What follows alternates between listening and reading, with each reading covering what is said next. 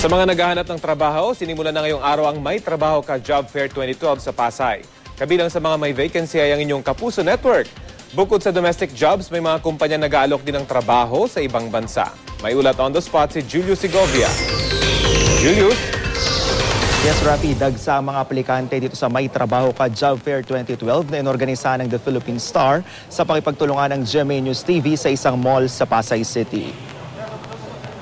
Iba't ibang trabaho ang alok ng may 50 kumpanya dito sa job fair, karamihan mula sa business process outsourcing o BPO industry gaya ng call center.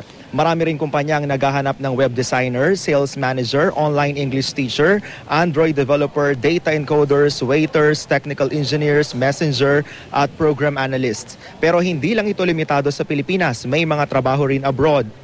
Kaya naman talagang dinagsa ng mga aplikante. Sa ibang bansa, may opening para sa mga civil engineer, technician, loader driver, computer salesman, barista, waiters, machine operator, plumber, laborer at cashiers. May booth din dito ang GMA News TV. Naghahanap ang network ng engineers, production assistants, production coordinators, floor directors, program researchers, segment producers at news reporters.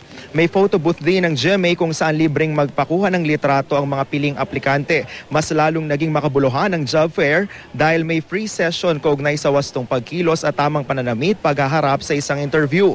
Tinuruan din ng mga aplikante sa wastong paggawa ng resume. May inspirational talks din mamayang hapon ng ilang anchors ng GMA News TV, bukod pa yan sa personality development seminar. Bukas ang job fair hanggang alas 6 mamayang gabi at magbubukas uli bukas ganap na alas 10 ng umaga dito sa SMX Convention Center sa Mall of Asia. Kaya naman inaanyayahan ng lahat ng mga naghahanap ng trabaho na sumadya rito. Yan muna ang pinakasariwang balita mula sa Pasay City. Balik sa iyo, Rafi. Maraming salamat, Julius Segovia.